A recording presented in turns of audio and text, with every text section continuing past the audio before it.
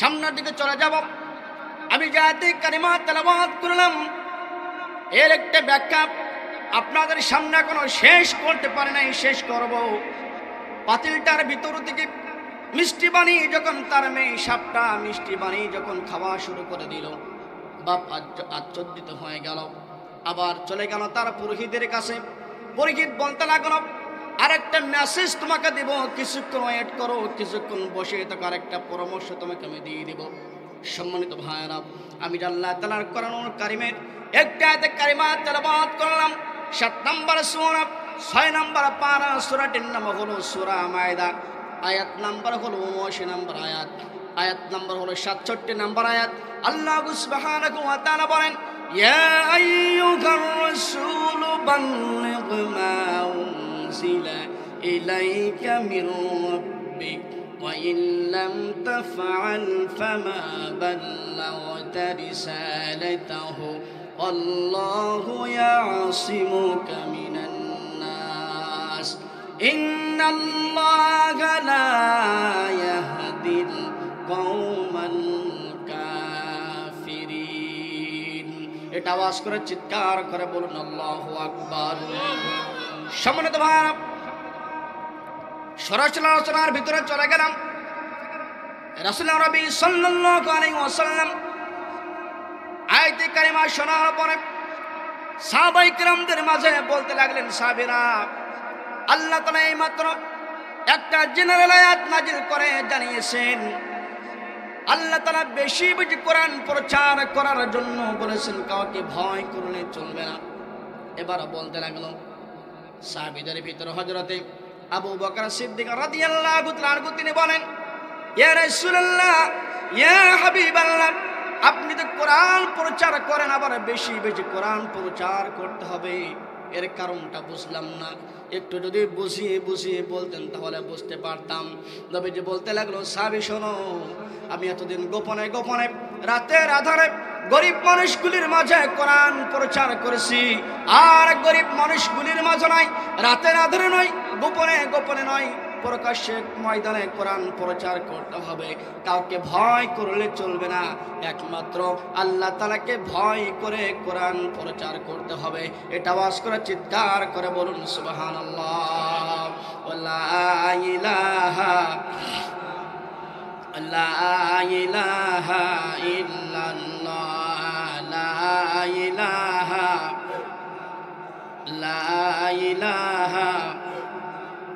নিখিল জগৎ জিকির করে তোমার নামে রাত্র দিন, তোমার প্রেমে পাথর ফেটে ঝর্ণা ছুটে হয় বিলীন, তোমার নামে পাখিরা গান গেয়ে যায়, তোমার প্রেমে নদী সাগর বিলাই ফুল পাখিরা, তোমার নামে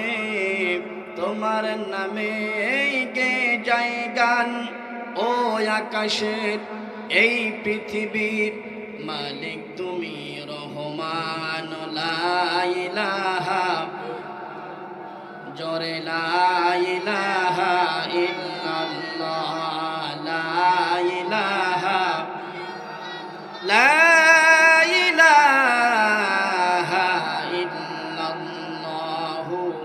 মুহাম্মাদুর রাসূলুল্লাহ সাল্লাল্লাহু আলাইহি ওয়াসাল্লাম। সম্মানিত ভাইয়েরা, আমি আপনাদের কাছে একটা প্রশ্ন করতে চাই, একটু জানতে চাই, অ্যাটেনশন প্লিজ। আপনারা অন্য মনস্ক হয়ে যাবেন না, অল্প সময় আপনাদের কাছ থেকে আমি চেয়ে নিছি। সম্মানিত ভাই, আমি আপনাদের কাছে একটু জানতে চাই, অত্র এলাকায় মা বোনেরা মনে হয় এই জলসা শোনার জন্য আশেপাশে মনে হয় এসেছেন নাকি? বেশি না কম? অনেক বেশি। মা বোনদের জন্য কিছু কথা বলার দরকার, কারণ প্রত্যেকটা ফ্যামিলিতে মা বোনেরা আমাদের ঘরের ভিতরে তারা হলো সরকার। একটা আওয়াজ করে বলুন, কথা ঠিক না ঠিক? আপনি যতই সম্মানী হন না কেন, যতই ম্যাজিস্ট্রেট হোক না কেন, আপনি যাই হন না কেন, ঘরে আসবেন আপনার ওয়াইফের কাছে আপনি কিছুই না। এসপি ডিসি ওসি বাইরে গেলে যাদেরকে ভয় পায়, বাসার ভিতরে ঢোকে বইয়ের ভয়ে ওসি ডিসি এসপি তারা সবাই নিজেই। আসসালামু আলাইকুম ওয়া রাহমাতুল্লাহ। আপনারা সকলে কেমন আছেন? আলহামদুলিল্লাহ বললে কি এই এলাকায় গুনাহ হয়? এটা আওয়াজ করে বলুন, গুনাহ হয়? গুনাহ যদি না হয় তাহলে উচ্চ স্বরে আওয়াজ করে যুবকদের মতো, খালিদ বিন ওয়ালিদের মতো চিৎকার করে বলুন আলহামদুলিল্লাহ। ইন্নাল হামদালিল্লাহ ইন্নাল হামদালিল্লাহিল আকরামিল্লাযী খালাকাল ইনসানা ওয়া কাররামা وعلمه من البيان ما لم يعلم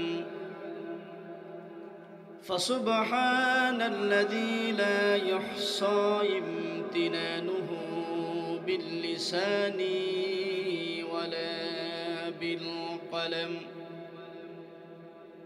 نشهد أن لا إله إلا الله وحده لا شريك له ونشهد أن سيدنا وسندنا وحبيبنا ومولانا محمدا عبده ورسوله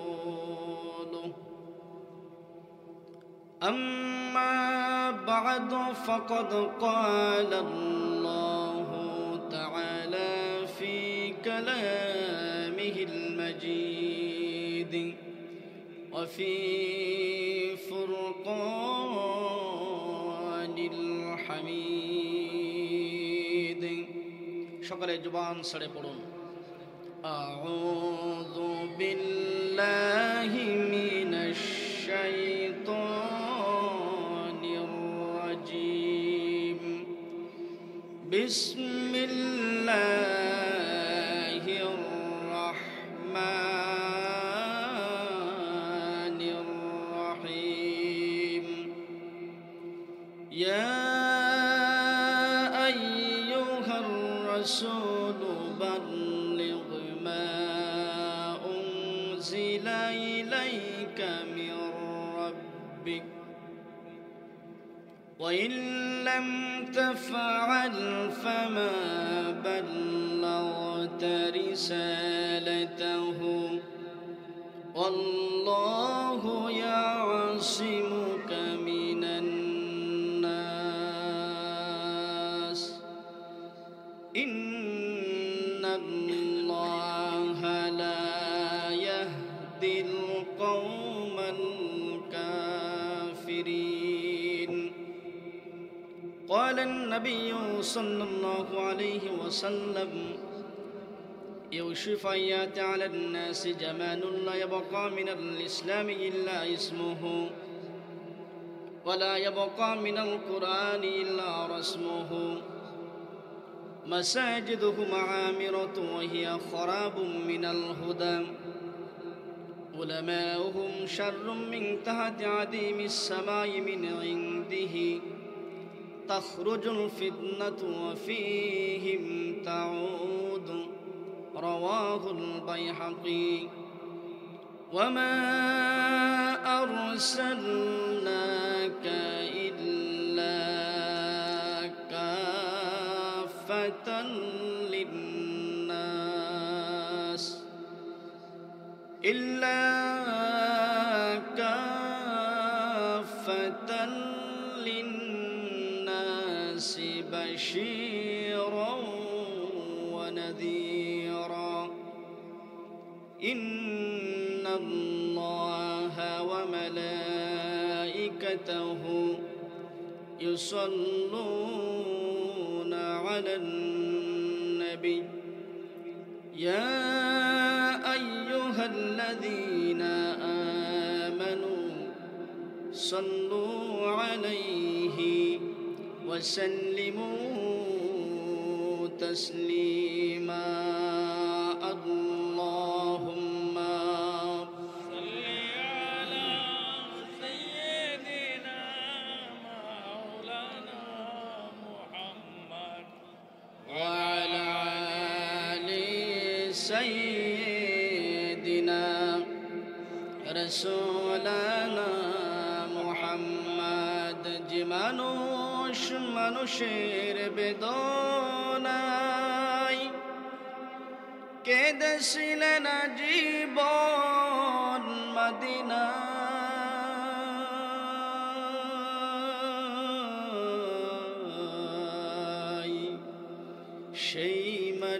সেই মানুষ যদি হয় এত সুন্দর,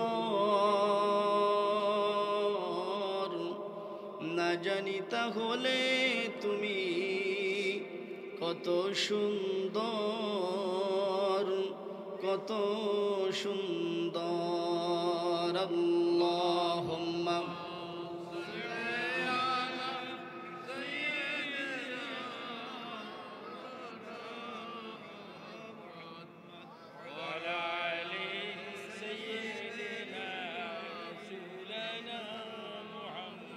মরতেই হবে যখন শহীদ মরণ দিও আমাকে। সকালে বলুন আল্লাহুম্মা আমিন।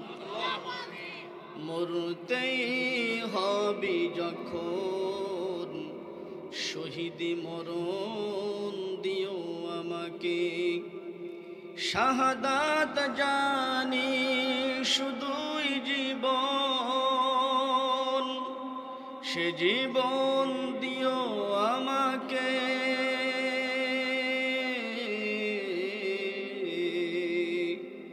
মরতেই হবে যখন শহীদ মরণ দিও আমাকে।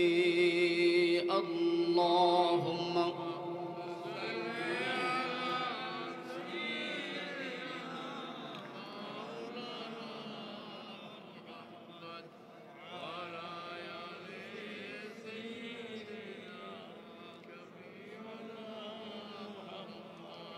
জিন্দাবাদ জিন্দাবাদ খোদার সেনা, জিন্দাবাদ জিন্দাবাদ জিন্দাবাদ খোদার সেনা, জিন্দাবাদ জিন্দাবাদ জিন্দাবাদ খোদার সেনা, জিন্দাবাদ। জোর কদমে যাও এগিয়ে ইসলাম আবার হোক আবাদ। দিন ইসলাম জিন্দাবাদ জিন্দাবাদ জিন্দাবাদ খোদার সেনা, জিন্দাবাদ জিন্দাবাদ জিন্দাবাদ খোদার সেনা, জিন্দাবাদ। 16 কোটি মুসলমানের জন্মভূমি বাংলাদেশ। কথা বলুন ঠিক কিনা? এটা মুসলমানের মতো চিৎকার করে বলুন ঠিক কিনা? 16 কোটি মুসলমানের জন্মভূমি বাংলাদেশ। বীরাউলিয়া শহীদ গাজীর এই দেশ, এই বাংলাদেশ। যে তাই শুয়ে শাহ জালাল, শাহ কামাল, খান জাহান, শাহ মাখদুম, শাহ আমানত, জিন্দাওয়ালি, শাহ সুলতান, নিজামপুরি, পীর কারামাত, পীর শরিয়ত, পীর নেসার। এ দেশ তাদের সামনে চলো, আল্লাহ সহায়, ভয় কি আর? আল্লাহ যদি আমাদের সহায় থাকে, ভয় পাওয়ার কোনো দরকার? এটা আওয়াজ করে বলুন দরকার। 16 কোটি মুসলমানের জন্মভূমি বাংলাদেশ। বীরাউলিয়া শহীদ গাজীর এই দেশ, এই বাংলাদেশ। যে তাই শুয়ে শাহ জালাল, শাহ কামাল, খান জাহান, শাহ মাখদুম, শাহ আমানত, জিন্দাওয়ালি, শাহ সুলতান, নিজামপুরি, পীর কারামাত, পীর শরিয়ত, পীর নেসার। এদেশ তাদের সামনে চলো, আল্লাহ সহায়, ভয় কি আর? সামনে চলো, দাউনি বিয়ে সব বাতিলের স্বপ্নেশ্বর। জিন্দাবাদ জিন্দাবাদ খোদার সেনা, জিন্দাবাদ জিন্দাবাদ জিন্দাবাদ খোদার সেনা, জিন্দাবাদ জিন্দাবাদ জিন্দাবাদ খোদার সেনা, জিন্দাবাদ। জোর কদমে যাও এগিয়ে ইসলাম আবার হোক আবাদ। দিন ইসলাম জিন্দাবাদ জিন্দাবাদ জিন্দাবাদ খোদার সেনা, জিন্দাবাদ। লিল্লাহে তাকবীর, লিল্লাহে তাকবীর। পাইক গেছে মানুষের কলিজার ভিতরে, ইসলাম আন্দোলন কাজ করে। কয়রার মানুষের কলিজার ভিতরে আল্লাহর ভালোবাসা কাজ করে, কয়রার মানুষের কলিজার ভিতরে রাসূলের মহব্বত কাজ করে, কয়রার মানুষের শরীরের ভিতরে ইসলাম আন্দোলনের রক্ত থাকে, কয়রার মানুষের কলিজার ভিতরে আল্লাহর প্রেম থাকে, কয়রার মানুষের কলিজার ভিতরে রাসূলের মহব্বত থাকে। তাই বলছি, যার কলিজার ভিতরে ইসলাম আন্দোলনের রক্ত থাকে, যার কলিজার ভিতরে আল্লাহর প্রেম থাকে, যার কলিজার ভিতরে রাসূলের মহব্বত থাকে, তাদের কণ্ঠস্থ হতে পারে না। তাই বলছি, ইসলামিক রাষ্ট্র কায়েম করার জন্য মাথায় কাপড়ের কাপড় বেঁধে রক্ত দিব, জীবন দিব, শহীদ হব। তারপরেও বাংলার জমিনে ইসলামী রাষ্ট্র কায়েম করতে জীবন দিতে রাজি আছেন যারা যারা, দু হাত তুলে দেখাবেন আল্লাহকে তারা তারা। লিল্লাহে তাকবীর, লিল্লাহে তাকবীর। হাত নামান। কি আপনারা কি কষ্ট পেলেন? কষ্ট পেলেন যারা শয়তানের ভাইরা ভাই হবেন তারা, কথা বলুন ঠিক কিনা? আমি আপনাদের কাছে একটু ছোট্ট মেসেজ দিতে চাই। আমি সময়টা বেশি নেব না, অল্প সময়ের ভিতরে কিছু কথা বলবো, এখান থেকে বিদায় নিয়ে চলে যাব। আমি যত তাড়াতাড়ি ছেড়ে দিব আপনারাও বেঁচে যাবেন, আমিও তাড়াতাড়ি বাড়ি আল্লাহ পৌঁছাই দিবে। এটা আওয়াজ করে বলুন, কথা ঠিক কিনা? আপনারা কি আমাকে ছেড়ে চলে যাবেন? কারা কারা চলে যাবেন হাত তুলে দেখান তো। কিছু কিছু লোক আধা হাত উঁচু করছে। আমি আপনাদের কাছে আমি একটা মেসেজ দিচ্ছি। মেসেজটা হলো, আল্লাহ সুবহানাহু ওয়া তাআলা 28 নম্বর পারা, সূরাটির নাম হলো সূরা মুজাদালা, আয়াত নাম্বার হলো 11।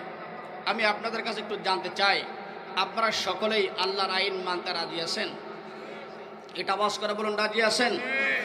আল্লাহর আইন মানতে রাজি আছেন? কারা কারা দুইটা হাত আল্লাহকে দেখান তো দেখি। লিল্লাহে তাকবীর, লিল্লাহে তাকবীর। আল কোরআনের আলো, আল হাদিসের আলো, কোরআন হাদিস যেখানে, কোরআন নেই যেখানে, লিল্লাহে তাকবীর।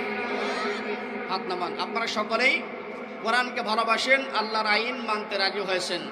হাতটা তুলে আপনারা সকলে অদাবদ্ধ হয়েছেন। আমি কোরআনুল কারীমের একটা আয়াতে কারিমা তেলাওয়াত করছি। আয়াতে কারিমা হলো, ইয়া আইয়ুহাল্লাযীনা আমানু, হে ঈমানদারগণেরা, ইজা কিলা লাকুম তাফাসসাহু ফিল মাজালিসি ফাফসাহু ইয়াফসাহিল্লাহু লাকুম। আল্লাহ তাআলা বলছেন, যখন কোরআনের স্টেজের উপরে বক্তা যখন শ্রোতাদের উদ্দেশ্যে বলবে, সামনের ফাঁকা জায়গাগুলি পূরণ করে বসতে হবে, গায়ে গা মিলিয়ে বসতে হবে। বক্তা বলার সাথে সাথে মোটো দেরি করলে চলবে না, সাথে সাথে নড়াচড়া করা বসতে হবে। আপনারা সকলেই হাত তুলে ওয়াদা করেছেন আইন মানবেন আল্লাহ। আমি আল্লাহর আইনের কথা বলেছি, যদি আপনারা নড়াচড়া না করেন, জায়গায় সামনে না থাকলেও 1 ইঞ্চি পরিমাণ নড়লেও নড়ে সরে বসতে হবে। আপনারা আইন মানার কথা বলেছেন, ওয়াদা করেছেন আল্লাহ তাআলা যে আল্লাহর আইন মানবেন। না নড়লে সে কিন্তু আল্লাহর আইন মানল না। আপনারা সকলেই আল্লাহর আইন মানার ওয়াদা করেছেন, সকলকে নড়াচড়া করে সামনের ফাঁকা জায়গাগুলি পূরণ করে বসতে হবে। এটা জিকির করে, লা ইলাহা লা ইলাহা লা ইলাহা ইল্লাল্লাহ সুবহানাল্লাহ আলহামদুলিল্লাহ লা ইলাহা লা ইলাহা ইল্লাল্লাহ রাহমাতুল লিল আলামিন নবী রাহমাতুল লিল আলামিন নবী কুরআনে প্রমাণ উম্মত বিনে কে বুঝিবে দিনের নবীর শান আশিক বিনে কে বুঝিবে দয়াল নবীর শান নবী আমার মদিনার বুলবুল আমার আল্লাহ প্রেম করিয়া নামটি দিলেন হাবিবে রাসূল জোরে বলুন সুবহানাল্লাহ এটা আওয়াজ করে চিৎকার করে বলুন না সুবহানাল্লাহ নবী আমার মদিনার বুলবুল আমার আল্লাহ প্রেম করিয়া নামটি দিলেন হাবিবে রাসূল ওই নবীকে ভুল বুঝিলে, ওই নবীকে না মানিলে থাকবে না ঈমান। উম্মত বিনে কে বুঝিবে দিনের নবীর শান, আশিক বিনে কে বুঝিবে দয়াল নবীর শান। লা ইলাহা লা ইলাহা ইল্লাল্লাহ সুবহানাল্লাহ ওয়ালহামদুলিল্লাহ লা ইলাহা লা ইলাহা ইল্লাল্লাহু মুহাম্মাদুর রাসূলুল্লাহ সাল্লাল্লাহু আলাইহি ওয়াসাল্লাম। আলহামদুলিল্লাহ, আল্লাহ সুবহানাহু ওয়া তাআলার দরবারে লাখ কোটি শুকরিয়া যে মহান রব্বুল আলামিন আপনাকে আমাকে কোরআনুল কারীমের উন্মুক্ত ময়দানে বসার এবং যারা আলোচক বৃন্দ যারা এসেছেন, কোরআন এবং হাদিস থেকে যারা আলোচনা করেছেন আর শোনার জন্য যারা এসেছেন, আল্লাহ সুবহানাহু ওয়া তাআলা উভয়কে আমলের নিয়াতে শ্রবণ করার এবং বলার তৌফিক দান করেন। সকলে বলুন আল্লাহুম্মা আমিন। আল্লাহ সুবহানাহু ওয়া তাআলা দরবারে এই জান্নাতে মজলিসে বসে আল্লাহর প্রশংসা আদায় না করলে নয়। যে মহান সত্তা, মহান রব, মহান মুনিব আপনাকে আমাকে সুস্থ রেখে ভালো রেখে জান্নাতে প্যান্ডেলে আসার এবং বসার তৌফিক দান করেছেন, সেই জন্য সেই মহান মুনিবের দরবারে সর্বপ্রথম শুকরিয়া জ্ঞাপন করছি। সকলে বলছি আলহামদুলিল্লাহ।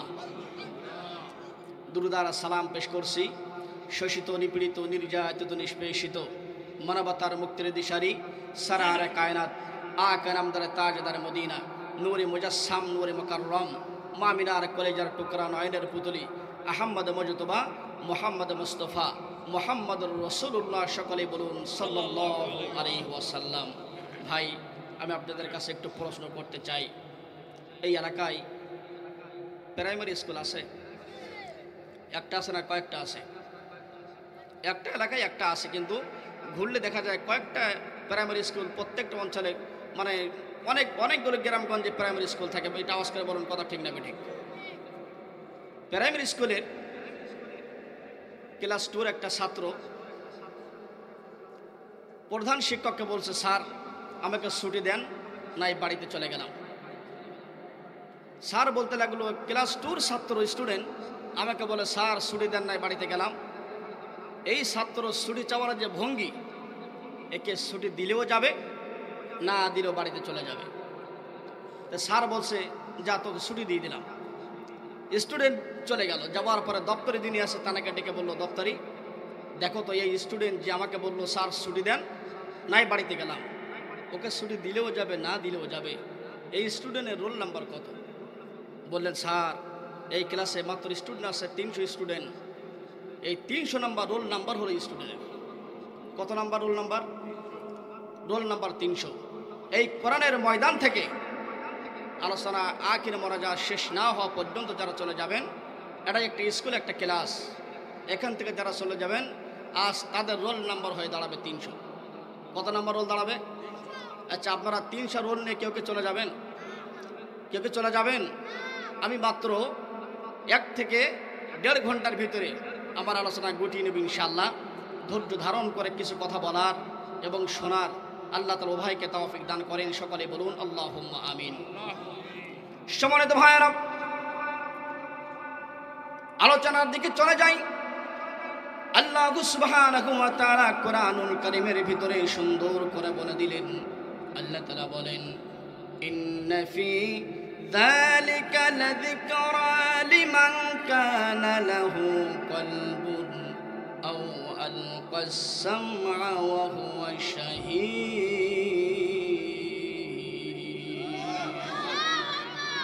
আল্লাহ বলেন, বান্দারা তোমরা যখন কোরআন শ্রবণ করবে, কি দিয়ে তোমরা কোরআন শ্রবণ করবে? আমরা যখন বাজারে যাই, সামনে আমাদের ঈদের সময় এসে গেল, সামনে যখন আমরা মার্কেট করার জন্য বাজারে চলে যাব, দোকানে চলে যাব, সন্তানের জন্য সুন্দর একটা পোশাক আমরা চয়েস করব, আমরা ভালো পোশাক পরি আর না পরি, সন্তানের জন্য সুন্দর পোশাক পরিধান করব। দোকানদার ভাইকে যখন বলা হবে, দোকানদার ভাই এই পোশাকটা প্যাকেট করে দিয়ে দাও, দামটা কত বলো? দোকানদার বলবে 500 টাকা, 1000 টাকা, 2000 টাকা, 3000 টাকা। সন্তানের জন্য ভালো পোশাক আমরা করে করে বাড়িতে আনবো। আমরা পুরাতন জামা কাপড় ইস্ত্রি করি, আয়রন করে আমরা সেটা পরে গায়ে চলে যাব, কিন্তু সন্তানদের নতুন পোশাক পরিধান করানোর জন্য আমরা চেষ্টা করি। এটা আওয়াজ করে কথা বলুন, কথা ঠিক না বেঠি?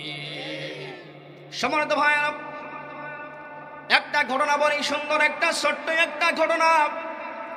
সম্মানিত ভাইরা, ভারতের মুর্শিদাবাদ জেলা, আমি অধিকাংশ সময় এখন ভিসার প্রবলেমের কারণে যেতে পারি না, যাইতে পারছি না। মুর্শিদাবাদে বেলডাঙ্গা থানার একটা মেয়ে, হিন্দু মেয়ে মুসলিম মেয়ের সাথে সম্পর্ক, বান্ধবীর সম্পর্ক। মুসলিম মেয়েটা সব সময় আল্লাহ তাআলার কোরআন নিয়ে নাড়াচাড়া করে, সব সময় সুবহানাল্লাহ, আলহামদুলিল্লাহ, আল্লাহু আকবার বলে, তাসবিহগুলি পড়তে থাকে। ওযু করার সময় বলে বিসমিল্লাহ, খানা খাওয়ার সময় বলে বিসমিল্লাহ। আমি প্রোগ্রামে যাওয়ার পরে ওই মেয়ের মা আমাকে ডেকে বলল, হুজুর একটা কথা বলার ছিল। আমি বললাম, বলতে পারেন, কি কথা বলার ছিল বলতে পারেন। বললাম, আমার মেয়ের একজন বান্ধবী ছিল, ওই হিন্দু বান্ধবীটা আমার বাড়ি প্রত্যেকদিন সকালে আসে, আসার পরে আমি কোরআনুল কারীম তেলাওয়াত করি, আমার পাশে বসে বসে কোরআনুল কারীম তেলাওয়াত শুনি। একদিন বলতে লাগলো, আন্টি এই কোরআনুল কারীমের তেলাওয়াত আমার এত পরিমাণ ভালো লাগে, আমি কোরআন আপনার কাছে তেলাওয়াত শিখতে চাই, তেলাওয়াত শুনে শুনে ইসলাম ধর্ম গ্রহণ করতে চাই। মেয়ের মা বলতে লাগলো, আমার মেয়ের বান্ধবী তুমি, কিন্তু তোমাকে আমি যদি এই কোরআনুল কারীম শিক্ষা দান করি, আমার নামে যদি থানায় মামলা হয়, আমি আসামির কাস্টে ঝুলতে হবে, আমি আসামি হয়ে যাবে, কাঠগড়ায় দাঁড় হতে হবে। যাও যাও, তুমি চলে যাও। মেয়েটি বলতে লাগলো, আম্মা জান, আমার বান্ধবী কোরআনুল কারীম শিখতে চাই, তাকে কোরআনুল কারীম শিখিয়ে দেন। সেটা প্রচার করবে না, গোপনে গোপনে তার ভিতরে রেখে দিবে। হিন্দু মেয়েটা শুধুমাত্র একটা বিসমিল্লাহর আমল তাকে শিক্ষা দান করে দিলেন। বললেন, এই বিসমিল্লাহির রহমানির রহিম তুমি যখন চলা শুরু করবে, এই বিসমিল্লাহর আমলটা শুরু করবে, বিসমিল্লাহর আমল তুমি ছাড়বে না। এই বিসমিল্লাহর আমল যদি তুমি তোমার জীবনের সাথে বাস্তবায়ন যদি করতে পারো, এই বিসমিল্লাহর আমল করার কারণে আল্লাহ রাব্বুল আলামিন দুনিয়াতে নয়, শুধু আখিরাত পর্যন্ত তোমার জন্য কল্যাণের জায়গা বরাদ্দ করে দেবেন। বলুন সুবহানাল্লাহ। সম্মানিত ভাই, মেয়েটা বাড়ি চলে গেল। বাবা বলতে লাগলো, মারে এই সদাই গুনে আনলাম তোর জন্য একটা নতুন পোশাক করাই করে আনলাম, সামনে পূজা, এই পোশাকটা গ্রহণ করো। ওই মেয়েটা বিসমিল্লাহির রহমানির রহিম বলে পোশাকটা যখন গ্রহণ করে নিলেন, তার বাবা বলতে লাগলো, কি ব্যাপার, আমার মেয়ে মুসলিমের ধর্ম তন্ত্র মন্ত্র নিয়ে মনে হয় চলা শুরু করেছে, ইসলাম মনে হয় গোপনে গোপনে গ্রহণ করে নিয়েছি। ওই হিন্দু বলতে লাগলো, মারে তুই মনে হয় ইসলাম ধর্ম গ্রহণ করেছিস? ও মা, বল সত্য ঘটনা খুলে খুলে বল, আমি তোর উপরে কোনো প্রকার রাগান্বিত হব না। মেয়েটি বলতে লাগলো, বাবা ইসলাম ধর্ম সত্য কিনা জানি না, কিন্তু আমি বিসমিল্লাহির রহমানির রহিম যখন থেকে আমল করা শুরু করে দিয়েছি, আমার প্রত্যেকটা কাজ আমার জন্য সহজ হয়ে যায়, কোনো কাজে আমার আর কষ্ট হয় না। বলা যাবে না সুবহানাল্লাহ। সম্মানিত ভাইয়েরা, মেয়ের বাপটা শোনার পরে রাগান্বিত হয়ে গেল। কি করা যায়, কি করা যায়? হিন্দু এরিয়া, মেয়ের বাপ চলে গেল, তার পুরোহিত যিনি আছে তার কাছে চলে গেল। যাওয়ার পরে বলতে লাগলো, ও ঠাকুর মশাই, পুরোহিত মশাই, আমার মেয়েটা ইসলাম ধর্ম মনে হয় গোপনে গোপনে গ্রহণ করে নিয়েছেন, বিসমিল্লাহ বলে বিসমিল্লাহর আমল করে চলার জন্য ব্যতিব্যস্ত হয়ে যাই। আমি দুপুরবেলায় খাবার জন্য বসলাম, আমার মেয়েটা অন্যদিন আমার সামনে পাতিলে ভাত দেয়, মাত্র আধা পাতিল ভাত। আজ দুপুরবেলায় আমার সামনে পাতিলটা যখন সরা টাকলা করে দিল, ওই পাতিলটা পরিপূর্ণ ভাতে পরিপূর্ণ ছিল। আমার মেয়ের কাছে জিজ্ঞেস করলাম, মারে এই পাতিলটায় প্রত্যেক দিন আধা পাতিল ভাত থাকে, আজ কেন ফুল ফিল ভাত পাতিলের ভিতরে? বলো মা বলো।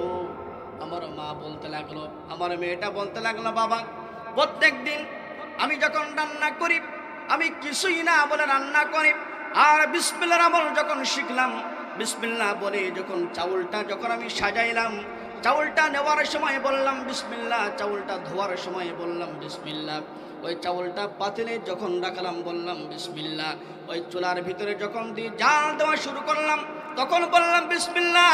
এই জন্য বিসমিল্লাহর বরকতে প্রত্যেক দিন আধা হাঁড়ি ভাত দেখতে পাও, কিন্তু পাতিলটা তোমার সামনে যখন আমি আগলা করে রেখে দিলাম, আমি দেখতে পেলাম বিসমিল্লাহর বরকতে হাড়ির ভাত আল্লাহ তাআলা পরিপূর্ণ করে দিয়েছেন। বলুন না সুবহানাল্লাহ। কি আপনাদের কষ্ট হচ্ছে ভাই? সম্মানিত ভাইরা, ওই হিন্দু লোকটা বলতে লাগলো, পুরোহিত মশাই আমার মেয়েটা আমার ধর্মের উপরে চুলকানি লাগাই, আমার মেয়েটাকে আমি আর বাসি রাখতে চাই না, বলো বলো কি করা যায়, বলো কি করা যায়, কি করা যায় বলো, পরামর্শ দিন। এবার বলতে লাগলো, শোনো তুমি আমার কাছে পরামর্শ নিয়ে বেশি কিছু লাভ করতে পারবে না। যারা সাপ খেলা দেখায়, বড় বড় সাপ যাদের কাছে থাকে তাদের বাড়ি চলে যাও, তাদের বাড়ি যাওয়ার পরে তাদের কাছ থেকে কয়েকটি টাকা দিবে, 1000, 2000, 5000 টাকার বিনিময়ে একটি মাটির হাড়ির পাতিলি করে 2টা 3টা সাপ, বিষ ধরে সাপ কিনবে, তোমার মেয়ের কাছে দিবে, আর বলবে মেয়েরে এই পাতিলের ভিতরে বিদেশ থেকে আমার এক বন্ধু মিষ্টি পাঠিয়ে দিয়েছেন, খাও, বেশি করে খাও, মিষ্টি করে হোম করো। ওই পাতিলটা যখন তোমার মেয়ে খুলবে, খোলার সাথে সাথে ওই সাপ যখন দংশন করবে, দংশন করতে দেরি হবে, কিন্তু তোমার মেয়ে দুনিয়া থেকে বিদায় হয়ে যেতে দেরি হবে না। এটা আওয়াজ করে চিৎকার করে বলা যাবে না নাউজুবিল্লাহ। পুরোহিতের কথা মতো তার বাবা চলে গেল, সাবরির কাছে চলে গেল, যাওয়ার পরে 5টা বিষ ধরে সাপ 5000 টাকার বিনিময়ে গ্রহণ করলো, মাটির পাতিলের ভিতরে ঢোকালো, মুখটা সুন্দর করে বাঁধলো, মেয়ের কাছে আসলো, আসার পরে বলল, মা রে নাও তুমি এবার পাতিলটা ধরো, আর পাতিলের ভিতরে আমার বন্ধু বিদেশ থেকে মিষ্টি পাঠিয়ে দিয়েছেন, মিষ্টিগুলো গ্রহণ করো। মেয়েটা যখন পাতিলটা ধরলেন, বিসমিল্লাহির রহমানির রহিম বললেন, বিসমিল্লাহির রহমানির রহিম বলার পরে পাতিলটা যখন গ্রহণ করে নিলেন, পাতিলের ভিতরে মুখটা যখন খুলবে, বিসমিল্লাহির রহমানির রহিম বলে যখন পাতিলের মুখটা খুললেন, পাতিলের মুখটা খোলার সাথে সাথে ওই সাপ আর সাপ থাকলো না। আল্লাহ তাআলা টেলিফোন করে বলে দিলেন, সাপ এটা তুমি আর সাপ থাকতে পারবে না, ওই বন্ধুর মেয়ের জন্য এটা মিষ্টিতে পরিণত হয়ে যাও। এটা আওয়াজ করে বলা যাবে না সুবহানাল্লাহ। সামনের দিকে চলে যাব, আমি জাতি কারিমা তেলাওয়াত করলাম, এর একটা ব্যাখ্যা আপনাদের সামনে এখনো শেষ করতে পারে নাই, শেষ করব। পাতিলটার ভিতর থেকে মিষ্টি বানিয়ে যখন তার মেয়ে সাপটা মিষ্টি বানিয়ে যখন খাওয়া শুরু করে দিল, বাপ আশ্চর্যিত হয়ে গেল, আবার চলে গেল তার পুরোহিতের কাছে। পুরোহিত বলতে লাগলো, আরেকটা মেসেজ তোমাকে দেব, কিছুক্ষণ ওয়েট করো, কিছুক্ষণ বসে থাকো, আরেকটা পরামর্শ তোমাকে আমি দিয়ে দেব। সম্মানিত ভাইরা, আমি আল্লাহ তাআলার কোরআনুল কারীমের একটা আয়াতে কারিমা তেলাওয়াত করলাম, 7 নম্বর সূরা, 6 নম্বর পারা, সূরাটির নাম হলো সূরা মায়দা, আয়াত নাম্বার হলো 79 নম্বর আয়াত, আয়াত নাম্বার হলো 67 নম্বর আয়াত।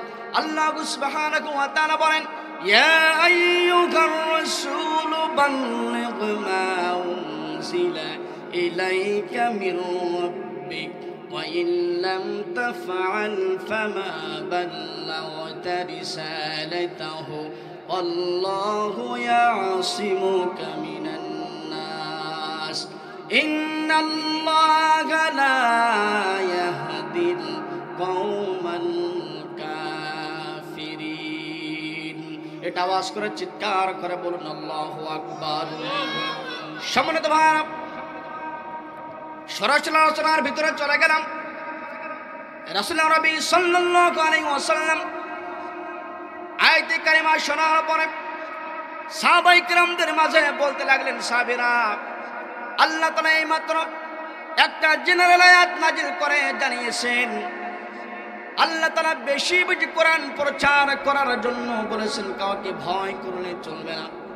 এবার বলতে লাগলো, সাহাবীদের ভিতরে হযরতে আবু বকর সিদ্দিক রাদিয়াল্লাহু তাআলা আনহু তিনি বলেন, ইয়া রাসূলুল্লাহ, ইয়া হাবিবাল্লাহ, আপনি তো কোরআন প্রচার করেন, আবার বেশি বেশি কোরআন প্রচার করতে হবে, এর কারণটা বুঝলাম না, একটু যদি বুঝিয়ে বুঝিয়ে বলতেন তাহলে বুঝতে পারতাম। নবীজি বলতে লাগলো, সাহাবী শোনো, আমি এতদিন গোপনে গোপনে রাতের আধারে গরিব মানুষগুলির মাঝে কোরআন প্রচার করেছি, আর গরিব মানুষগুলির মাঝে নয়, রাতের আধারে নয়, গোপনে গোপনে নয়, প্রকাশ্যে ময়দানে কোরআন প্রচার করতে হবে। কাউকে ভয় করলে চলবে না, একমাত্র আল্লাহ তাআলাকে ভয় করে কোরআন প্রচার করতে হবে।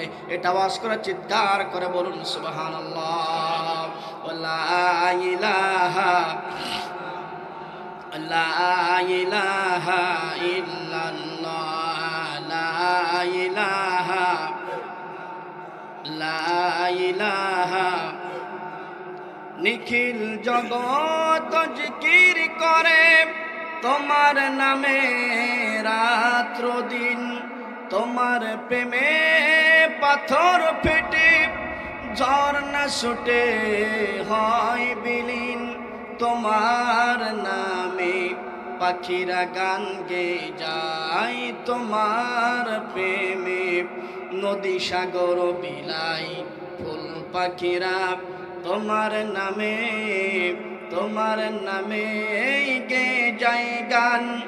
ও আকাশের এই পৃথিবীর মালিক তুমি রহমান, লা ইলাহা জোরে লা ইলাহা ইল্লাল্লাহ, লা ইলাহা লা ইলাহা ইল্লাল্লাহ মুহাম্মাদুর রাসূলুল্লাহ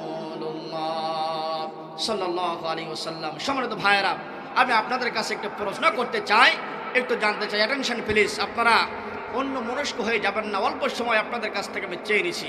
সম্মানিত ভাই, আমি আপনাদের কাছে একটু জানতে চাই, অত্র এলাকায় মা বোনেরা মনে হয় এই জলসা শোনার জন্য আশেপাশে মনে হয় এসেছেন নাকি? বেশি না কম? অনেক বেশি। মা বোনদের জন্য কিছু কথা বলার দরকার, কারণ প্রত্যেকটা ফ্যামিলিতে মা বোনেরা আমাদের ঘরের ভিতরে তারা হলো সরকার। একটা আওয়াজ করে বলুন, কথা ঠিক না ঠিক? আপনি যতই সম্মানী হন না কেন, যতই ম্যাজিস্ট্রেট হোক না কেন, আপনি যাই হন না কেন, ঘরে আসবেন আপনার ওয়াইফের কাছে আপনি কিছুই না।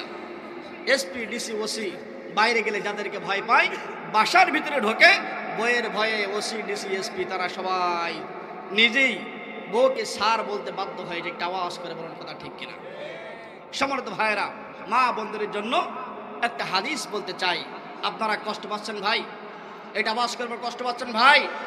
হাদিসটা হলো, রাসূল নবী সাল্লাল্লাহু আলাইহি ওয়াসাল্লাম বলেন, আল মারআতু ইদা সাল্লাত খামসাহা সামাত শাহরাহা।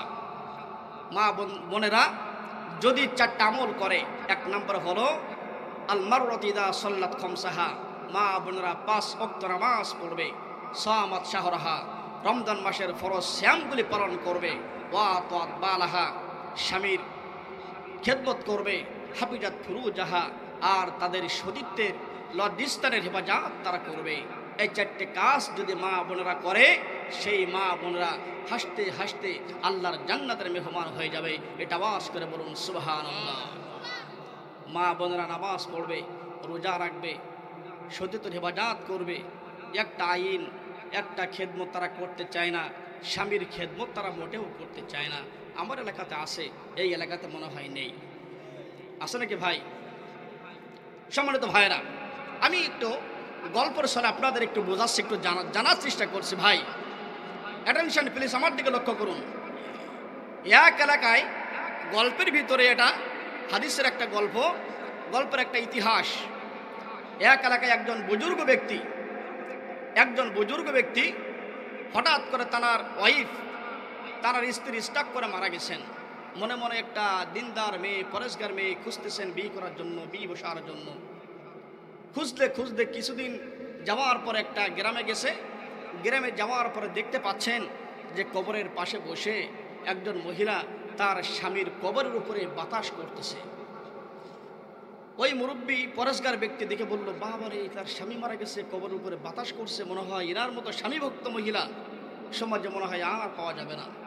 বিয়ের প্রস্তাব করা হলো, বিবাহ বন্ধন আবদ্ধ হয়ে গেল। বাসর রাত্রে ওই স্বামী বাইরে থেকে এসে বলল, বিবি আমার এক গ্লাস ঠান্ডা পানি ঢেলে দাও। বলল, পাশে কলস আছে, গিলাস আছে, পাল্লি ঢেলে খাও।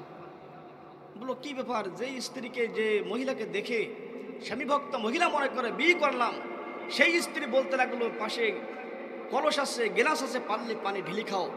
বললেন, শোনেন স্বামী আমার, আপনি তো আসল ঘটনা জানেন না। আমার স্বামী যখন মারা গেছে, যেদিন মারা গেছে ওই দিন সকাল বেলায় আমি বড় হুজুরের কাছে গেলাম ফতোয়া নেওয়ার জন্য, যে হুজুর, আমার স্বামী তো মারা গেছে, আমি কতদিনের মধ্যে বিবাহ বন্ধন আবদ্ধ হতে পারবো, বিবাহ বসতে পারবো?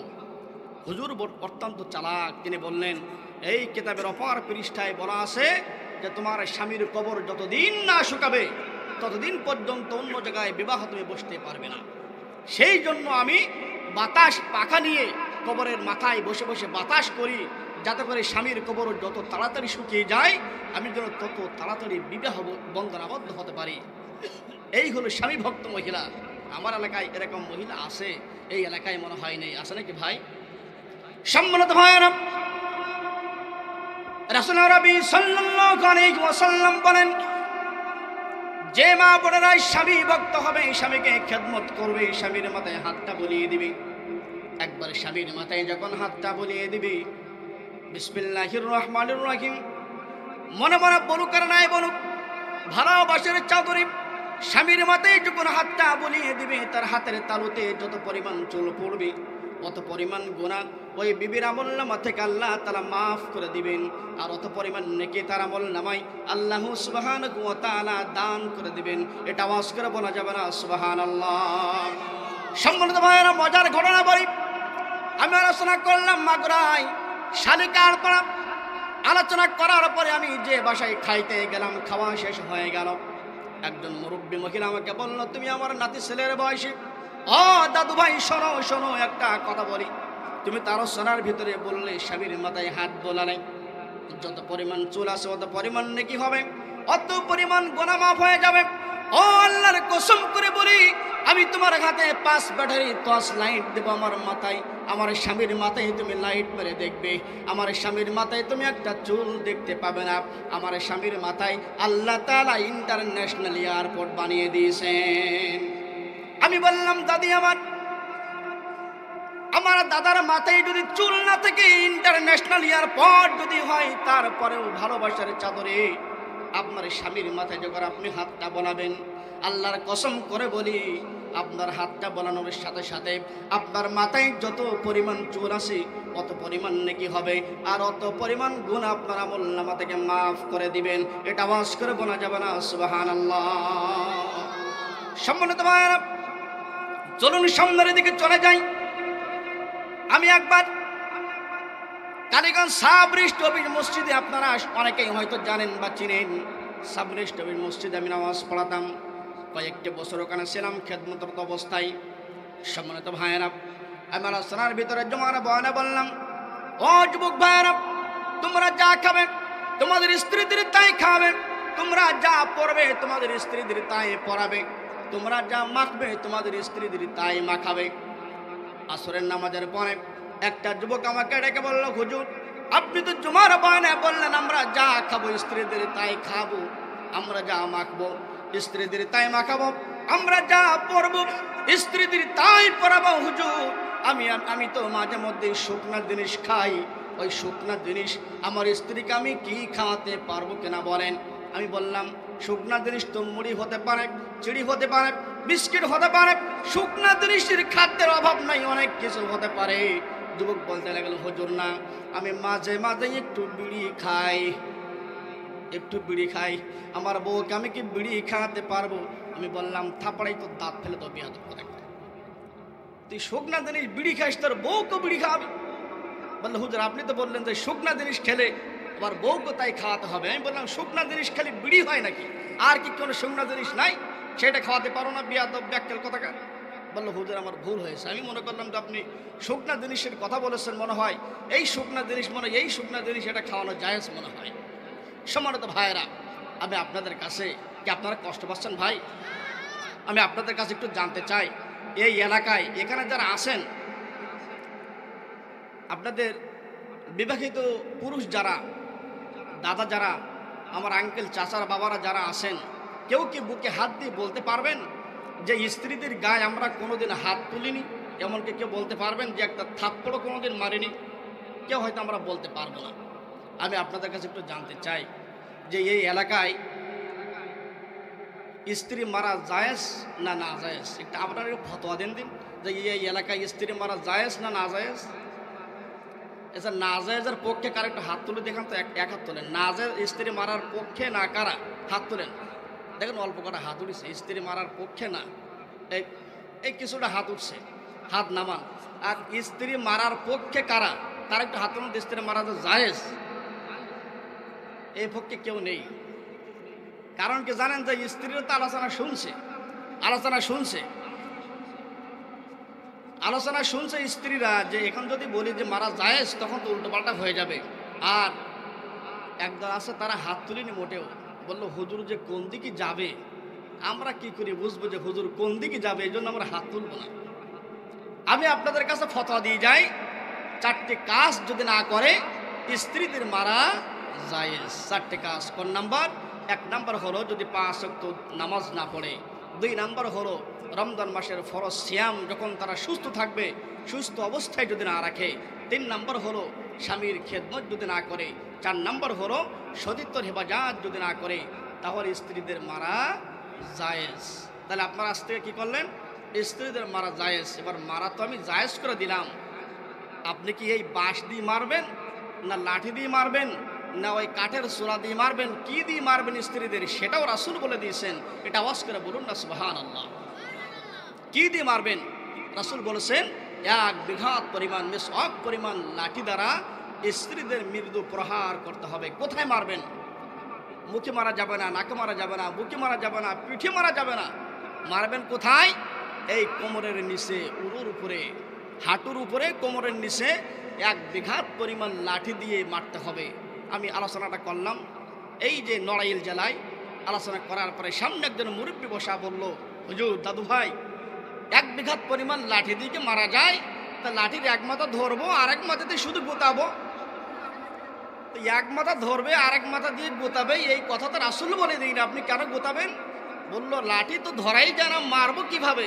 ব্যথা তো লাগবে না, এই জন্য 1 মাথা ধরবো আর 1 মাথা দিয়ে শুধু গোতাবো, তাহলে তো আমার মার হয়ে যাবে।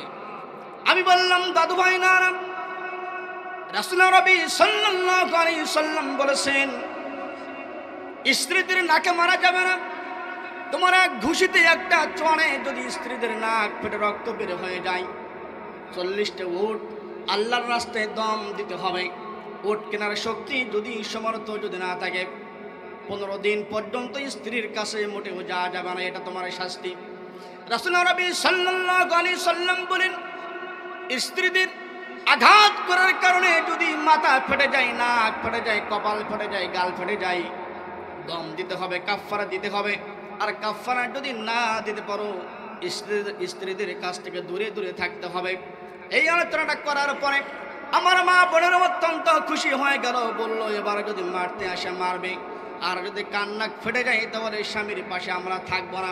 সম্মানিত ভাইরা, মা বোনদের জন্য একটু বলে যাই, আল্লাহ রাসূল সাল্লাল্লাহু আলাইহি সাল্লাম বলেন যে মা বোনেরা স্বামীর সঙ্গে ভালো ব্যবহার করবে, স্বামীর সঙ্গে সৎ ব্যবহার করবে, বাইরে কাজকর্ম করার পরে স্বামী যখন ঘরের ভিতরে প্রবেশ করবে আর স্ত্রী যখন হাসি মুখে 1 গ্লাস ঠান্ডা পানি ঢেলে দিবে, আল্লাহর কসম করে বলে রাসূল বলেছেন ওই স্ত্রী যখন স্বামীর কাছে 1 গ্লাস ঠান্ডা পানি যখন ঢেলে যখন সামনে দাঁড়াবে, আর পুরুষ লোক যখন পানিটা গ্রহণ করে একবার যখন মুখে ধরে পানিটা যখন খেয়ে নেবে, উভয় জনের সগীরা গুনাহগুলি মাপ হয়ে যাবে।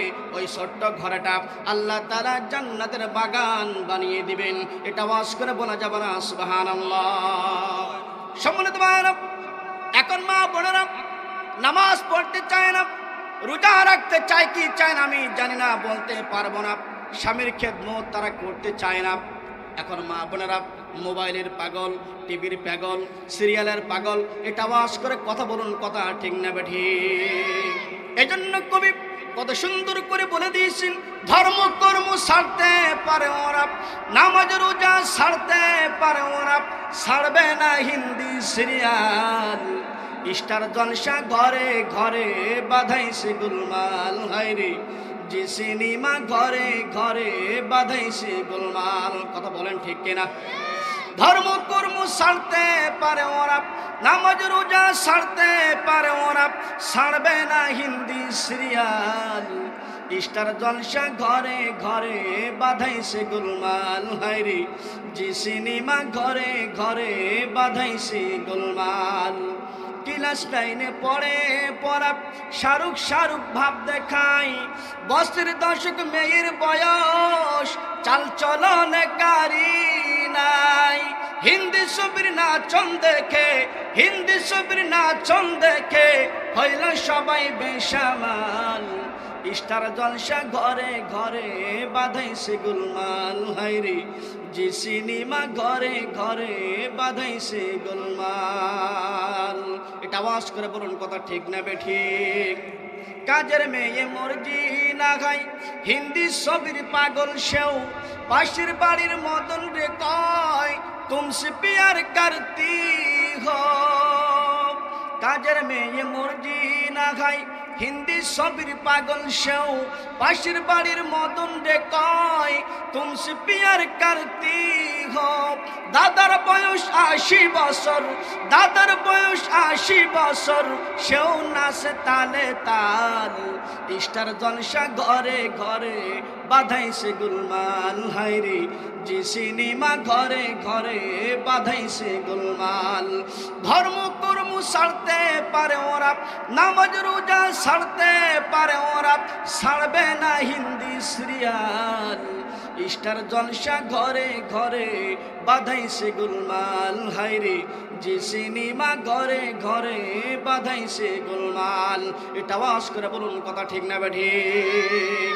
এটা জিকির করে লা ইলাহা,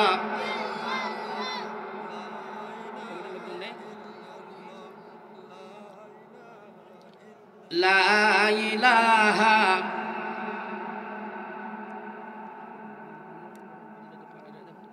লা ইলাহা ইল্লাল্লাহ, লা ইলাহা সুবহানাল্লাহ ওয়ালহামদুলিল্লাহ, লা ইলাহা ইল্লাল্লাহ, লা ইলাহা ইল্লাল্লাহু মুহাম্মাদুর রাসূলুল্লাহ সাল্লাল্লাহু আলাইহি ওয়াসাল্লাম। ভাইজান কষ্ট হচ্ছে ভাই, উঠি যারা যাবে রোল নাম্বার কত? এটা আওয়াজ করে কত? 300 রোল নাম্বার। যারা উঠবে তাদের রোল নাম্বার কত? 300। অল্প সময়ের ভিতরে আলোচনা সমাপ্তির দিকে নিয়ে যাই। ওই যে একটা কোরআনের আয়াত বললাম, রাসূল আরবি সাল্লাল্লাহু আলাইহি ওয়াসাল্লাম বললেন, সাহাবীরা মা বোনদের পর্ব কিন্তু শেষ হয়নি, আরো মজার কিছু কথা আছে, আমি বলবো ইনশাআল্লাহ। সম্মানিত ভাইরা, নবী যে বললেন সাহাবী প্রকাশ্যে কোরআন প্রচার করতে হবে, নবী কোরআন প্রচারের জন্য বের হয়ে গেলেন। বের হয়ে যাওয়ার সাথে সাথে সর্বপ্রথম ওয়ালিদ ইবনে মুগিরার সঙ্গে দেখা হয়ে গেল। ওয়ালিদ ইবনে মুগিরা বলতে লাগলো, আব্দুল্লাহর বেটা মোহাম্মদ, আমি তোমার নামে 3টা মামলা দায়ের করে রেখেছি। মামলার খারিজ যদি না করতে পারো, মামলার যদি সঠিক প্রমাণ দিয়ে যদি খালাস না করতে পারো, তাহলে তোমাকে কিন্তু ফাঁসির কাজটা ঝুলতে হবে। এটা আওয়াজ করে কথা বলুন, কথা ঠিক কিনা? এটা আওয়াজ করে বলুন না নাউজুবিল্লাহ। সম্মানিত ভাইরা, বর্তমান কিছুদিন পূর্বে বাংলার জমিনে নিরহ মানুষগুলি যারা জানতো না, মানতো না, কিছুই বুঝতো না, তাদেরকে মিথ্যা মামলা দিয়ে ফাঁসির কাস্টে ঝুলিয়ে, মিথ্যা মামলা দিয়ে ঘর বাড়ি ছাড়া করে করে একটা পরিবারকে নিঃস্ব করে দিয়েছেন। এটা আওয়াজ করে বলুন, কথা ঠিক না ঠিক? আমার সাতক্ষীরার অনেকগুলো ঘটনা আমার চোখের সামনে ঘটেছে।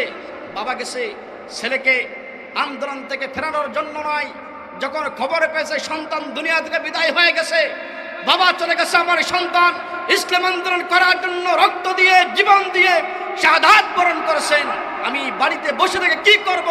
সন্তানের লাশ টুকি দেওয়ার সময় আমার নাই।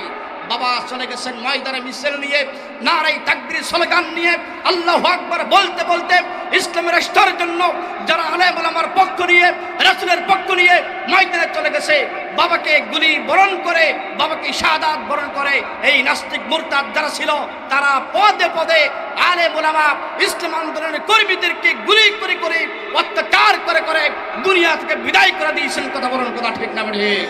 এজন্য আমরা বলতে চাই, শোনো বাংলার মুসলমানরা, শোনো বাংলার বুকে যারা বাস করে নাস্তিক ইহুদি মুরতাদ যারা, তাদেরকে ঘোষণা করে বলতে চাই, তোমরা রক্ত দিকে, তোমরা ইমান দেখেছো, মরার তেজ দেখো নাই, তোমরা ইসলাম দেখেছো, ইসলামের হুঙ্কার কখনো তোমরা দেখতে পাও নাই। আমরা সহিংসতায় বিশ্বাস করি, আমরা প্রতিঘাত করতে চাই না, কিন্তু আঘাত করলে আমরা প্রতিঘাত দেব, যার বিনিময়ে আমরা রক্ত দিব, জীবন দিব, তারপরে বাংলাদেশকে কোরআনের রাজ কায়েম করে, কোরআনের রাজ কায়েম করে বাংলার প্রত্যেকটা ঘরে ঘরে শান্তি বিরাজ যারা করে, সেই জন্য আমরা রক্ত দিয়ে জীবন দিয়ে ইসলাম আন্দোলন করে করে আমরা রক্ত দিয়ে জীবন দিয়ে ইসলামের রাজ বাংলাদেশে প্রতিষ্ঠা করতে চাই। রাজি আছেন যারা যারা? হাতটা তুলে দেখবেন তারা তারা। লিল্লাহি তাকবীর, লিল্লাহি তাকবীর। আল কোরআনের আলো, আল হাদিসের আলো, কোরআন আছে যেখানে, কোরআন নেই যেখানে, লিল্লাহি তাকবীর। হাতটা নামান। আমার সব থেকে ভালো লেগেছে, আনন্দিত হয়েছে আমি এই ছোট্ট প্রোগ্রামে ছোট্ট বাচ্চারা যখন আমার মোবাইলের মাধ্যমে দাওয়াত করা হয়, যখন বলা হয় ছোট্ট মাসুম বাচ্চারা একটা কোরআনের মজলিস আয়োজন করার জন্য তারা চেষ্টা করছে, মাঠে নামছে, হুজুর আপনি দাওয়াতটা গ্রহণ করুন। আমি একবারে আলহামদুলিল্লাহ বলে দিয়েছি। আমি যখন গেট দিয়ে ঢুকলাম, ঢোকার সাথে সাথে ছোট্ট ছোট্ট কচি কচি মাসুম বাচ্চারা তারা নারাই তাকবীরের স্লোগান দিয়ে দিয়ে সংবর্ধনা জানাতে জানাতে আমাকে তারা যখন রিসিভ করলো, আমি মুগ্ধ হয়ে গেছি। ছোট্ট ছোট মাসুম বাচ্চারা এত সুন্দর একটা কোরআনের রাস, কোরআনের মাহফিলের আয়োজন করেছেন। আমি তাদের জন্য মন করে মুসাফের মানুষ দোয়া করে যাচ্ছি। আর যার সন্তান, যার ভাই, যার কলিজার টুকরা এই প্রোগ্রামটা আয়োজন করার জন্য চেষ্টা করেছে, সময় কুরবান করেছে, পরিশ্রম করেছে, আল্লাহ তাআলা এই কোরআনের স্টেজে বসে তাদের জন্য দোয়া করি, ওই সন্তানদেরকে আল্লাহ তাআলা তুমি খালিদ বিন ওয়ালিদ হিসেবে কবুল করে নাও। এটা আওয়াজ করে বলেন আল্লাহুম্মা আমিন। ওই সন্তানদেরকে জাতির ভবিষ্যতের উত্তরসূরি হিসাবে খালিদ সাইফুল্লাহর মতো, আবু বকরের মতো, ওমরের মতো, আলীর মতো, আল্লাহ তাআলা সকলের সাহাবীর মতো তাদেরকে তুমি কবুল আর মঞ্জুর করে নাও। চিৎকার করে বলেন আল্লাহুম্মা আমিন। এই প্রোগ্রামটা করার জন্য আমার কলিজা ছিঁড়ে আমি কান্না করে বলেছি, কান্না করেছি। যখন আমি প্রবেশ করেছি, আমার অন্তর থেকে, চোখ থেকে পানি ঝরেছে, আমি প্রকাশ করতে পারি নাই। আমি দেখি ছোট্ট ছোট্ট মাসুম বাচ্চারা 10 টাকার চিপস না খেয়ে, প্রত্যেক দিন স্কুলে যায় 10 টাকা 20 টাকা তারা খায়, সে 10 টাকার চিপস না খেয়ে, পিকনিক না করে কোরআনের একটা আয়োজন করেছেন। এই বাচ্চারা আয়োজন করেছেন এই জন্য শুধুমাত্র বাচ্চারা সফল কাম তা নয়, তার বাবারা সফল কাম তা নয়, তার দাদারা সফল কাম তা নয়, ওই বাচ্চার নাতি পুতি, নানা মাতুল গোষ্ঠী, নানা গোষ্ঠী, আত্মীয় স্বজনের এলাকার আলাউল্লাদ বর্গ যারা কবরস্থ হয়েছেন, মাইকের আওয়াজ যত দূরে যাচ্ছে, প্রত্যেকটা কবরের আওয়াজ যত দূর যাচ্ছে, মাইকের আওয়াজটা প্রত্যেক কবরগুলিকে আল্লাহ তাআলা বেকসুর খালাস করে দিয়ে আল্লাহ তাআলা তাদেরকে আযাব মুক্ত রেখে কবরটাকে জান্নাতের বাগান বানিয়ে রেখেছেন। এটা আওয়াজ করে বলুন না সুবহানাল্লাহ। আপনারা চান প্রত্যেক বছর এই বাচ্চাদের সহযোগিতায়, আপনাদের সার্বিক সহযোগিতায়, এই বাচ্চাদের উদ্যোগে, দেখেন আপনারা যখন মসজিদে টাকা দিবেন, বাচ্চাদের হাত দিয়ে টাকাটা দেওয়াবেন, দান শিখবে। একটা ফকিরের ভিক্ষা দিবেন, বাচ্চাদের হাত দিয়ে ফকিরকে টাকা দেওয়া শেখাবেন, বাচ্চারা শিখবে। এভাবে তাদেরকে উদ্বুদ্ধ করবেন, উৎসাহিত করবেন, তারা শিখবে। এই বাচ্চারা আমাদের চোখ খুলে দিয়েছে। এই বাচ্চাদের প্রোগ্রাম প্রত্যেকটা বছরের যেন জারি থাকে, প্রত্যেকটা বছরের যেন হয়। আপনারা কি রাজি আছেন? এটা আওয়াজকে বলুন না রাজি আছেন? কারা কারা রাজি আছেন? দুহাত তুলে দেখান লিল্লাহি তাকবীর। আল্লাহ তাআলা এই প্রোগ্রামটা করার জন্য যে বাচ্চাগুলি কষ্ট করেছে, মেহনত করেছে, টাকা দিয়েছে, সময়কে কুরবান করেছে, প্রত্যেক বাচ্চাগুলিকে আল্লাহ তুমি খালিদ সাইফুল্লাহর মতো কবুল করে নাও। তার মাদেরকে আল্লাহ তাআলা মরিয়াম, আসিয়া, মা ফাতিমা এবং খাদিজাতুল কুবরা রাদিয়াল্লাহু তাআলা আনহার মতো কবুল করে নাও। তার বাবারকে আল্লাহ তাআলা আবু বকর, ওমর, উসমান, আলী রাদিয়াল্লাহু তাআলা আনহু সেই সাহাবায়ে কেরামদের কাতারে আল্লাহ তাআলা তাদেরকে শামিল করে নাও। তার আত্মীয় স্বজন যারা কবরস্থ হয়েছেন তাদের আযাবগুলি মাফ করে করে কবরটাকে জান্নাতের বাগানে পরিণত করে নাও। এটা আওয়াজ করে চিৎকার করে বলুন আল্লাহুম্মা আমিন। একটু জিকির করে লা ইলাহা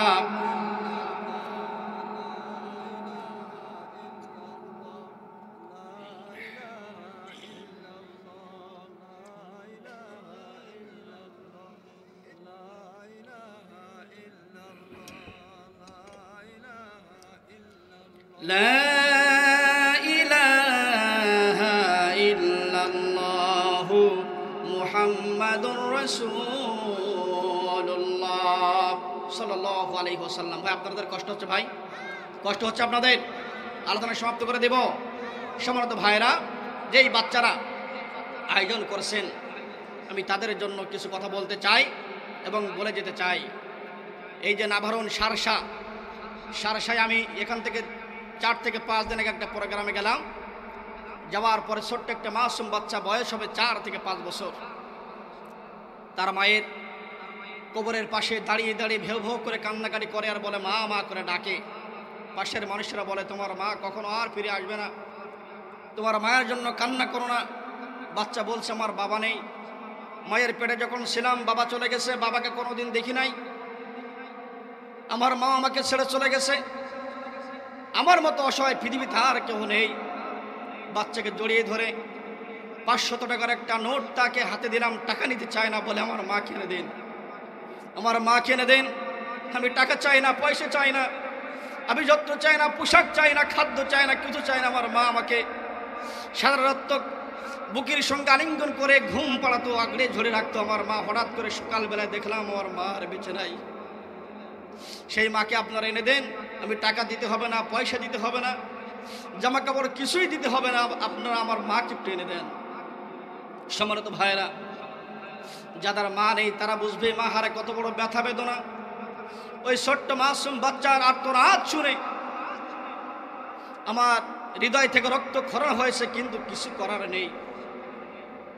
নীতির পরম ইতিহাস যে যেতে হবেই, চলে যেতে হবে, কেউ চিরদিন বেঁচে থাকবে না।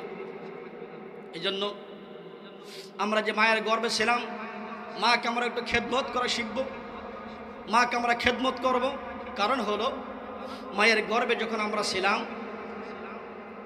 আমরা যখন মায়ের গর্ভে প্রবেশ করি তখন আমাদের কোনো অস্তিত্ব ছিল না। যখন আমরা মায়ের পেটের ভিতরে 7 মাস যখন আমাদের বয়স হয়েছে, আমরা 10 ইঞ্চি লম্বা হয়ে গেছি। মায়ের পেটের ভিতরে যে বাচ্চাগুলি থাকে, বাচ্চাগুলি যখন বাচ্চা মায়ের পেটের ভিতরে যে থলিটার ভিতরে 7-8 ইঞ্চি লম্বা হয়ে যায়, মায়ের কি কষ্ট হয় না? মা বেঁচে থাকে কিভাবে? ডাক্তার বলতে লাগলো খোকারে শোনো, একটা বাচ্চা 7 ইঞ্চি নয় 15 ইঞ্চি পরিমাণ লম্বা হয়ে যায়, কিন্তু সন্তান যখন মারতে হয় আমরা সকলে লাথি মেরেছি। সম্মানিত ভাইয়েরা, ডাক্তার সাহেব বলতে লাগলো ওই সন্তান যখন লাথি মারতে মারতে যখন ভূমিষ্ঠ হওয়ার সময় যখন হয়ে যায়, 3টা লাথি মারে, যে লাথিটা ঐতিহাসিক লাথি বলে ডাক্তাররা। আমরা বললাম ডাক্তার সাহেব কোন পরীক্ষা নিরীক্ষার রিপোর্ট যদি থাকেন তাহলে পেশ করতে পারেন। ডাক্তার সাহেব বলতে লাগলো লন্ডনে বড় বড় 9টা কেমিস্ট্রিতে 9 জন বড় বড় ডাক্তার মায়ের কলিজা আর বাবার কলিজা গবেষণা করে দেখতে পেলেন যে সন্তান মায়ের পেটের ভিতরে যত বেশি লাথি মারে সেই মা ওই সন্তানকে তত বেশি ভালোবাসে। এটা আওয়াজ করে বলুন সুবহানাল্লাহ। 9টা বড় বড় কেমিস্ট্রিতে 9 জন বড় বড় ডাক্তার মায়ের কলিজা বাবার কলিজা নিয়ে গবেষণা করা দেখলো সন্তান যখন 4500 লাথির ভিতরে 3টা লাথি আছে, যে তিনটা লাথি ঐতিহাসিক লাথি বলে আখ্যা করা হয়, ঐতিহাসিক তিনটা লাথির ভিতরে ভূমিষ্ঠ হওয়ার সময় যখন হয়ে যায়, 1 নম্বর লাথি যখন মারা হয় মায়ের ডিম্বির পর্দা ফেটে যায়। মা তখন ছটফট করে বলে পানি দাও, পানি দাও। ধাত্রী যারা তারা বলে মায়ের মুখে পানি দেওয়া যাবে না, মায়ের মুখে পানি দেওয়া যাবে না। 2 নম্বর লাথি যখন মারা হয় মায়ের জরির পর্দা গুলি ফেটে যায়, মা রক্তে রঞ্জিত হয়ে যায়। মা বলে পানি দাও, পানি দাও। ধাত্রী যারা বলে তারা বলে পানি দেওয়া যাবে না। সামাইলে তিরমিজির ভিতরে রাসূলুল্লাহ নবী সাল্লাল্লাহু আলাইহি সাল্লাম বলেছেন, দুনিয়ার সব পানি একত্রিত করে মায়ের মুখে যদি দেওয়া হয়, মা যদি পানি সব খেয়ে নেয়, তারপরেও মায়ের তৃষ্ণার নিবারণ হবে না, বলা যাবে না সুবহানাল্লাহ। সম্মানিত ভাইরা, 3 নম্বর লাথি যখন মারা হয় আমাদের পায়ের বুড়ি আঙ্গুলি মায়ের কলিজে আমরা সকালে লাথি মেরে দিয়েছি।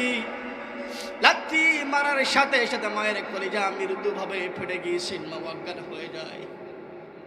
1 মিনিটের ভিতরে আমরা যখন দুনিয়ায় ভূমিষ্ঠ হয়ে যাই, উম্মা উম্মা বলে যখন কান্না করা শুরু করে দেয়, ডাক্তার বলতে লাগলো, লন্ডনের বড় বড় 9টা কেমিস্ট্রি ডাক্তারগুলি তখন ইথুর যন্ত্র দিয়ে মাইক্রোস্কোপ যন্ত্র সেট করে তারা ধরে দেখতে পেল এই সন্তানের উম্মা ডাকটি ইথুর যন্ত্রের ভিতর দিয়ে মায়ের কানের ভিতরে প্রবেশ করে উম্মা উম্মা বলে যখন ডাক দিয়ে দেয়, মায়ের কলিজা ফাটা।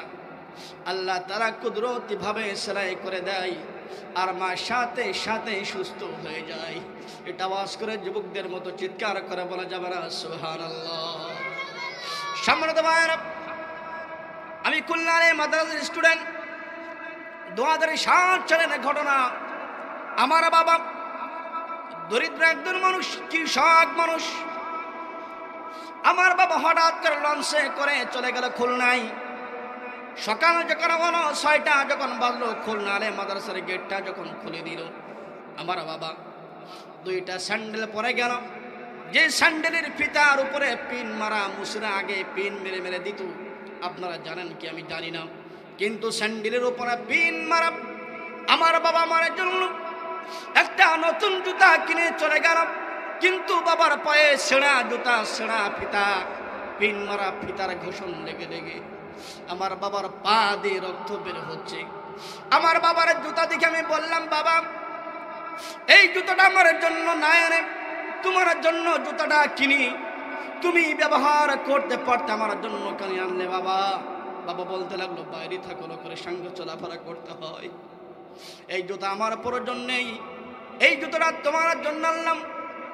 আমি অনেক অনুনয় বিনয় করলাম, কিন্তু বাবা কথা রাখলো না। আমার কাছে জুতাটা দিয়ে দুপুর বেলায় খুলনা আলে মাদ্রাসার ডাল এবং কুমড়া ঘন্ট আমার বাবাকে একটু আপ্যায়ন করলাম। কষ্ট করে বাবা সেটা মুখে দিয়ে কান্না চোখের পানি ফেলতে ফেলতে আব্বা আবার বের হয়ে চলে গেল। সম্মানিত ভাইরা, এই বাবারা আমাদের জন্য কত কষ্ট করেছি লালন পালন করার জন্য। বাঘের ভয় করি নাই, কুমিরের ভয় করি নাই। আমি গাবরাতে একটা প্রোগ্রামে গেলাম, একটা বাচ্চা বলতে লাগলো, হুজুর আমার বাবা আমাদের মানুষ করার জন্য মধু কাটার জন্য চলে গিয়েছিল, জঙ্গলে মধু কাটার জন্য গিয়েছিল, কিন্তু আমার বাবার মুখটা আমরা দেখতে পাইনি। বাঘে এমন করে ধরেছিল, ধরটা পেয়েছিলাম কিন্তু মুখটা পাইনি। সম্মানিত ভাইরা, সেই বাবা এবং মা যাদের দুনিয়াতে বেঁচে রয়েছেন, আমি তাদেরকে বলতে চাই, সেই যুবক ভাইদের বলতে চাই, ওই পিতা মাতার সঙ্গে আমরা সৎ ব্যবহার করে আমরা সকলেই যেন জান্নাত করাই করতে পারি, সেই তৌফিক তুমি দান করে দাও। এটা আওয়াজ করে চিৎকার করে বলুন আল্লাহুম্মা আমিন। জিকির করি লা ইলাহা। সম্মানিত ভাইরা, বাইরে যারা ঘোরাফেরা করছেন, অল্প সময়ের ভিতরে আমরা দোয়া করে দিব, ইতি টেনে দিব ইনশাআল্লাহ। আপনারা সকলেই প্যান্ডেলের ভিতরে প্রবেশ করুন। অল্প সময়ের ভিতরে আমরা ইতি টেনে দিব, দোয়ার দিকে আমরা চলে যাব। আর বেশি রাত করব না। অনেক ভাইরা কাজ কামের জন্য ব্যতিব্যস্ত হয়ে যায়, তারা হয়তো চলে যাওয়ার জন্য চেষ্টা করছে। আপনারা আরেকটু ধৈর্য ধারণ করুন। আমি একটা কথা বলতেছিলাম যে মা বোনদের কিছু কথা, যে মা বোনেরা 4টি কাজ যদি করে তাহলে আল্লাহ তাআলা জান্নাত তাদের জন্য ওয়াজিব। আর মা বোনেরা যদি 4টি কাজ না করে তাহলে আল্লাহ তাআলা সব থেকে তাদের উপরে বেশি লানাত দান করেন, লানাত দেন। এজন্য ঘরের ভিতরে মা বোনেরা 5 ওয়াক্ত নামাজ পড়বে, রমজান মাসের সিয়ামগুলি রাখবে এবং স্বামীর খেদমত করবে আর সতীর্থ হেফাজত করবে। মা বোনদের জন্য এই নসিহতগুলি করে গেলাম। আমি আর আলোচনার সামনে দিকে নিতে চাচ্ছি না।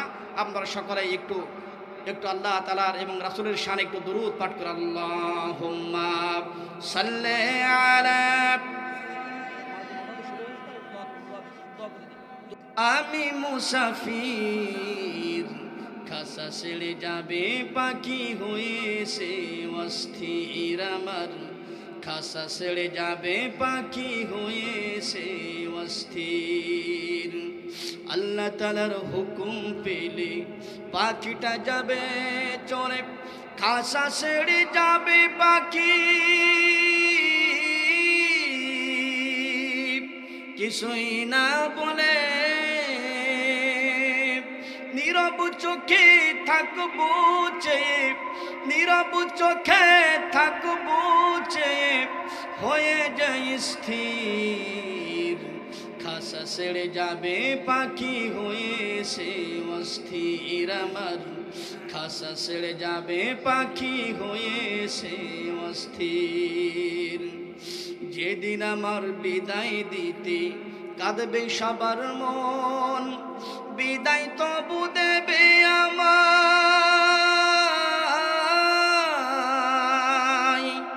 আপন স্বজন। নীরব দেহ থাকবে পড়ে, নীরব দেহ থাকবে পড়ে হয়ে যাওয়া ধীর। খাসা ছেড়ে যাবে পাখি হয়েছে অস্থির আমার, খাসা ছেড়ে যাবে পাখি হয়েছে অস্থির।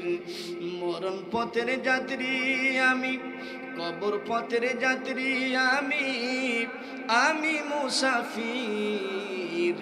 খাসা ছেড়ে যাবে পাখি হয়েছে অস্থির আমার, খাসা ছেড়ে যাবে পাখি হয়েছে অস্থির। এটা আওয়াজ করে বলুন মারহাবা।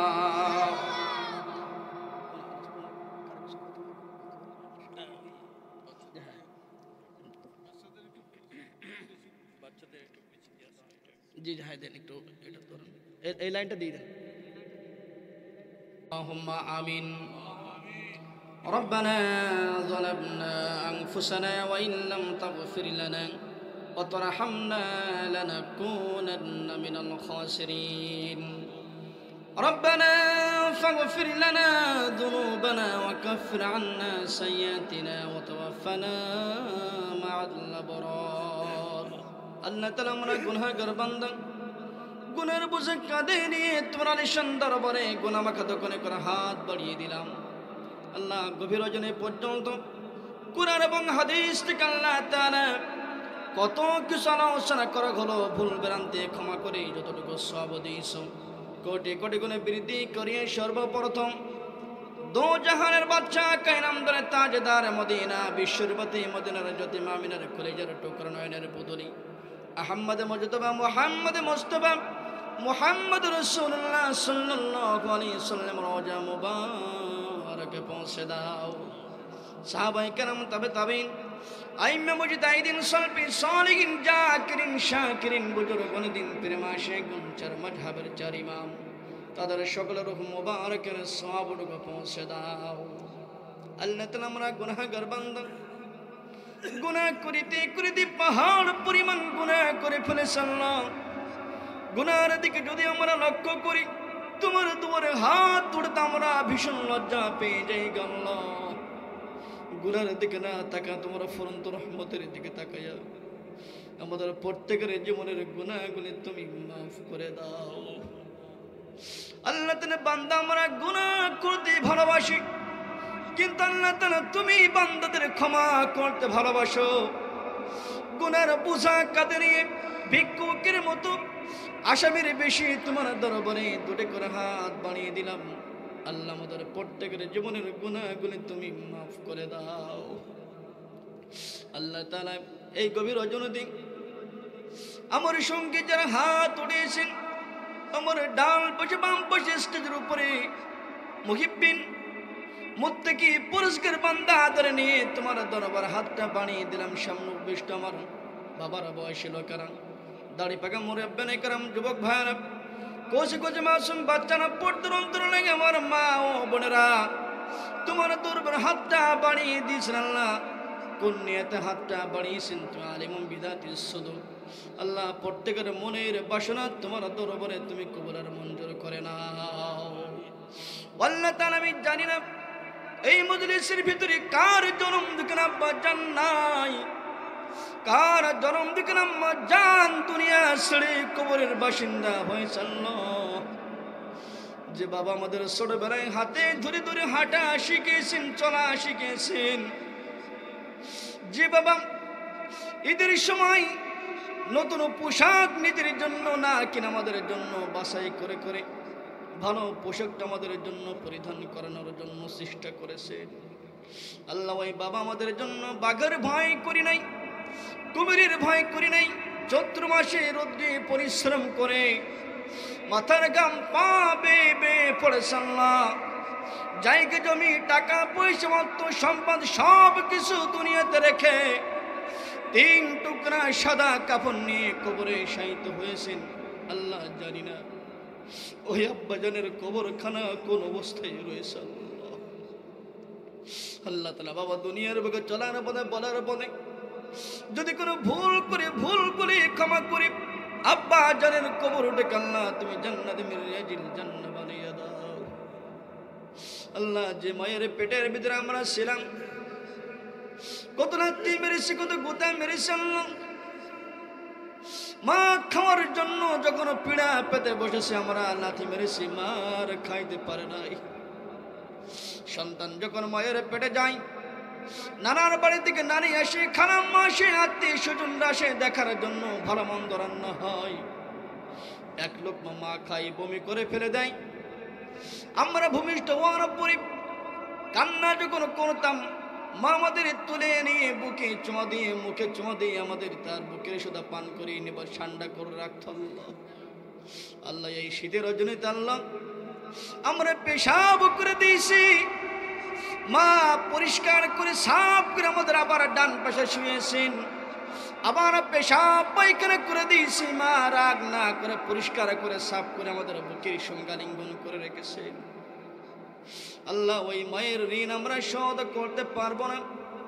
জনম বিক্রম মা জান যদি দুনিয়া ছেড়ে কবরের বাসিন্দা হয়েছে আল্লাহ, আম্মা জানের কবরটাকে তুমি জান্নাতের টুকরা বানাইয়া দাও। আল্লাহ আমাদের পিতা মাতা, দাদা দাদি, নানা নানি, ভাই বোন, আত্মীয় স্বজন, মাতৃকুল পিতৃকুল, বংশধর, পাড়া প্রতিবেশী, বন্ধু বান্ধব যারা যে যেখানে কবরস্থ হয়েছেন আল্লাহ, তাদের প্রত্যেকের মুবারকের সওয়াবটুকু পৌঁছে দাও। সকলের কবরগুলো তুমি জান্নাতের টুকরা বানাইয়া দাও।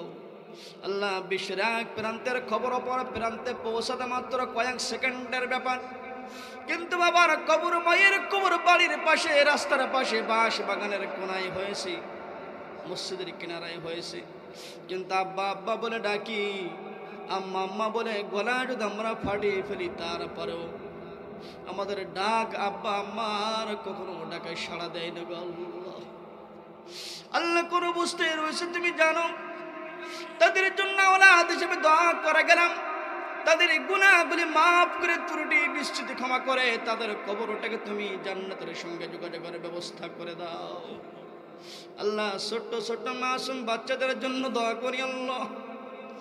আল্লাহ তাদের আগামী দিনের ভবিষ্যৎ আল্লাহ তাআলা এলাকার মানুষের কাছে তারা একটা উজ্জ্বল নক্ষত্র হয়ে বেঁচে থাকলো পিকনিক করা টাকা দিয়ে।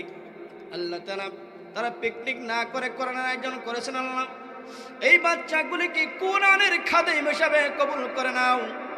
এদের বাবা দাদা চাচা মা যারা আছেন আত্মীয় স্বজন, তাদের সকলকে কোরআনের খাদেম হিসাবে তোমার দরবারে কবুল করে নাও। আল্লাহ এই বাচ্চাদের জিন শক্তি, ব্রেন শক্তি, মেধা শক্তি আল্লাহ পড়ালেখায় তারা যেন 1 নাম্বার হতে পারে সেই তৌফিক তুমি দান করে দাও।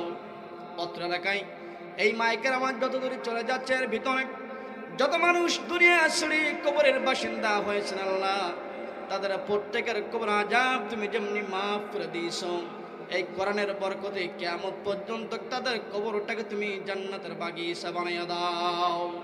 আল্লাহ তাআলা এই মজলিসটা আল্লাহ তাআলা এই মাহফিলটি করার জন্য টাকা দিয়ে, পয়সা দিয়ে, অর্থ দিয়ে, শ্রম দিয়ে, সময়কে কুরবানি করে যারা ত্যাগ স্বীকার করেছেন, প্রত্যেকের কুরবানি, প্রত্যেকের ত্যাগ তোমার দরবারে তুমি কবুল আর মঞ্জুর করে নাও। আল্লাহ যারা সাহায্য সহযোগিতা করেছেন আর যারা করতে পারে নাই, আল্লাহ প্রত্যেককে সাহায্য করার মন মানসিকতা তুমি তৈরি করে দাও। পদ্মর অন্তরালে মা বোনেরা